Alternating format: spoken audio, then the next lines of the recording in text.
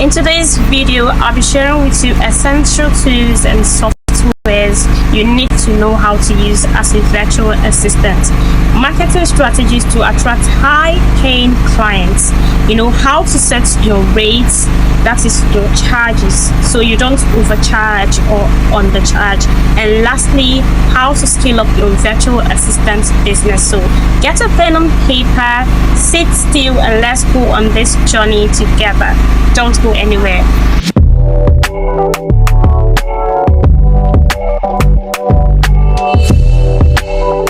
Hey besties, you're welcome back to my channel. I'm so happy to have you back here. And for those of you who just recently subscribed, I'm so happy and thankful. Thank you for joining me here. So let's get down to today's business. So if you're watching this video, I am assuming that you have the skills in place and you're ready to kickstart your virtual assistant career, or should I call it business? Whichever one you call it is fine. So I'm assuming we are all set. But if you're watching this for the first time and you're just getting to hear about the term virtual assistants and you're not really sure what this is talking about, I have a video up there that talks about who a virtual assistant is, what they do, and the skills that they need, that you need to become a virtual assistant. So if you belong to that category, then you will need to go and watch that video first, then come back to this video later so you do not get confused, right? So for those of us that already have our skills in place, let's get it going. We are about to get serious right now. Like I said earlier, don't go anywhere. Don't get distracted. Okay, besties, so let's talk about tools and softwares. Number one on the list, a computer. You sure need a computer. In fact, it's a must. Yes, there are some tasks you can do with your phone, right? But that's really not gonna take you far, because you're going to be doing a lot of storing of documents. You're going to be doing video call meetings and all of that. And sometimes when you're on these meetings, you're going to need to share files or share your screen, share documents, or collaborate with other people. You cannot do most of this with your phone, so you sure need a good computer. It could be a desktop or a laptop, whichever one you have, but you sure need a computer with good battery. And then also you need a stable internet connection. You know how our network is here, our service providers, you cannot trust them. So if you can, you need to get have two, so that when one is misbehaving, you can rely on the other one. And then also you need to know how to use certain tools, even if it's in the most basic way. They are not niche specific. So long as you're going to be working as a VA, it doesn't matter whatever niche you're working in, you must know how to use these tools, because it's going to come up. You need to know how to use it. So tools like video conferencing tools like Zoom or Google Meet, any of them, time tracking tools, project management tools, communication and collaboration tools, graphic design tools. I'll give more information about each of them. Okay, so project management tools, these are softwares that help project managers and team leaders or team members to plan, organize, and manage projects and tasks. This way, everyone working on the tasks or on the project are like in one place, seeing the project they're working on, how it's going, and all of that. And some of the tools are Trello, Asana, ClickUp, Jira, Monday.com. There are so many, but these are the very popular ones. You can check them up on the internet and get to know more about them. And we have time tracking tools. These are online tools used to keep records of the hours you work. There's a way you get to integrate them into the app or the platform you're working from. And so as you're working, this time tracker is going to be keeping record of how long you're working. This is mainly for those people that are working hourly jobs, because the client will need to see how long you worked and then use that record to pay you. And some of these apps, some of the tools are Clockify, Timely, ClickTime, and so on. There are so many of them. I've never actually used any of these tools because I've not done any hourly jobs. Then we have the meeting scheduling tools. These are tools used to schedule meetings and appointments. And some of the tools we use are Google Calendar, Calendly. There are so many. I'm just trying to keep it brief. You can just look them up on the internet. These tools enable you to schedule meetings or appointments, and then you'll be able to add notifications, so you're going to get reminded of when that meeting is going to be, depending on how you set it up. Then we have communication and collaboration tools. These tools enables managers and teammates to assign tasks, update on progress, report outcome, and generally improve workflow and communication. You use them to assign tasks to someone. As a team lead or the project manager, you can actually, because your teammates are on the same platform, you can tag somebody, you can add the name of someone to a particular task that you want that person to do. You can also put a time when you want that task to be done, and then that person is going to see that this task belongs to me. And also there's also a section where the person can update the status of the work. Have they started the work? Are they on the job? Have they completed the tasks that you gave them? So these communication and collaboration tools are also project management tools. You can see we have Trello, Asana, Slack, and many more. So let's talk about marketing strategies to attract high-paying clients. First thing first, I believe you figured out your niche. Yes, we keep talking about niche. Knowing your niche means you know who you want to work with, the kind of clients or businesses or organizations you want to work with, the kind of work you want to be doing for them.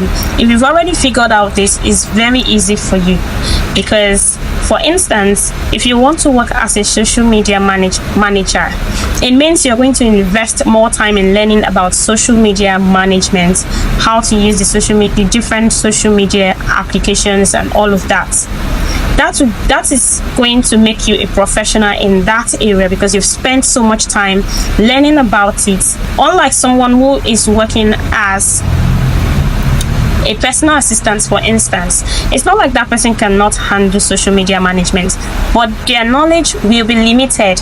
You know, this other person, because they are not specific, they are doing random things. Sometimes they do personal assistant kind of tasks, sometimes they do social media kind of tasks. So it's more like, so they just know how to do these things small, but you have spent so much time. That means a client will see you to be a professional in that area, and will most likely prefer, in fact, they will prefer you to someone who is not a professional. So that is the essence of having a niche. So number 2, networking. Please do not play with this. You need to connect with as many people as you can, people in your field, other virtual assistants. Even if they are not in the same niche as you need to connect with them, because in the future, these are the people that will refer you for jobs. These are people that when they want to outsource, they are going to call on you because they know you, they know what you can do. So don't joke with this one. And then we have social media. Use your social media. Don't play with it. Don't use it only for jokes or for whatever. Revamp it. You are now a professional. You're now doing a business. Advertise yourself. Put out what you can do. Put out your knowledge. People will notice you. Are you on LinkedIn? Are you on Instagram? Are you on Facebook? Are you on Twitter? Are you on TikTok? I know people that are on these platforms and they use it to push their career, they're using it to push their business that they're doing, and they're getting clients. So don't neglect this part. Use your social media to your advantage. And then join freelancing platforms. We have so many of them. I have a video also. I'm going to attach the link to this video where I talked about freelancing platforms. That is platforms where you can find jobs. You just need to create a profile and then start looking for jobs. So I'm going to attach a link to that, the link to that video. Then ask for reviews. Have you done a job for someone in the past? If you've done a job for other clients, ask them to give you reviews. When other clients sees good reviews on your profile, it gives you a boost because their faith in you will grow, and they'll be so sure that you can handle the task. And if you've not worked with any clients online and you're wondering how do I get reviews or how do I get testimonials, don't worry. I believe that you have done a task for someone before. It could be a friend, a colleague, or whoever it is. You can just ask them to give you or write a testimonial about the work you did for them. You can just give them a link for Upwork. For somewhere like Upwork, there's a link you can send to someone to give you testimonial, to write a testimonial about the work you did for them. So you just need to send them the link, they'll write it, and then it will be added to your profile on Upwork. So that's that. And always ask for referrals from your friends, from your colleague. Tell them, keep announcing it. This is what I do. This is what I do. If you know someone that needs this, please connect them to me. Please connect me to them. This is what I do. Don't stop talking about yourself. These are the ways you can sell yourself out there. These are the way you can put your business out there. We are drawing closer to the end of this video. Hey, you that is watching me, have you subscribed? Please do well to hit the subscribe button. Your subscription gives me morale, makes me happy. So please do well to hit the subscribe button. Thank you. So now let's talk about setting up your rates. Like I said earlier, you have to be careful not to set it too high or too low. So now you are at the entry level. You need to first of all check out what are other virtual assistants charging. Then you'll be able to determine how much you're going to charge. Let me give an example. If you check out, you see at least 10 VAs, okay, they're charging $10 per hour, right? You're not just going to jump up and set $10 per hour. Remember, you are just coming up, but this does not mean that you go and set $2 or $3. That is too low. So how do you do this? When you check, okay, other people are setting $10, $15. You can just come down and put yours at $5 because you're just starting out. You don't want something that'll be too expensive. Meanwhile, your experience level is low, it's still down. So you said this $5 is not too high, it's not too low. So when clients sees this, okay, it's okay. If you charge too low, they might think that you're just trying as much as you can to get a client. That's why you're charging so cheap, and you might not even be competent. So just keep it at a level that is fair, not too high and not too low. By the time you start working, you've built up your profile, your reviews are up, and then you can now move it up. At that time that there are so many reviews from other clients, any client that comes to you, once they check out and they see that, oh, this person is really good, they will not argue with you. What they are concerned about is you getting their work done the way they want it to be done. So now we are going to the last one on the list, which is scaling up your virtual assistant business. So this is for you to think, first of all, do you want to do this full-time? Do you want to do this part-time? Do you want to do this while you do some other job? Maybe this is just like a side hustle for you. Or do you want to grow this career or this business to a level that can sustain you for years?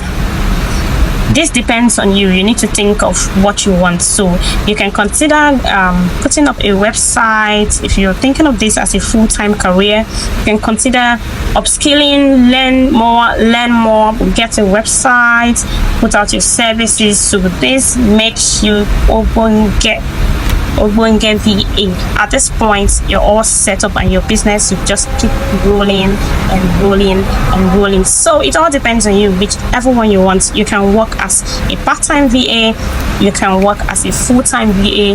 People are earning so much from this career as the need for VAs are increasing daily. Right now we have more businesses online, right? And then since that era of COVID, most companies are dealing with remote workers more. So don't be scared. There will always be jobs for VA. So if you want to go into this full time, you are safe. All right, thank you so much for sticking with me to the end of this video. I really appreciate you. So like you know, I am always here to support you on this journey. As I learn, as I implement, and it works, I'll keep bringing it back here to share so we can grow together on this journey. If there's anything else you would want me to talk about, just drop it in the comments and I will look at it and see what I can do about it. Thank you. See you again next time. Please don't forget to like, subscribe, share and comment. Bye.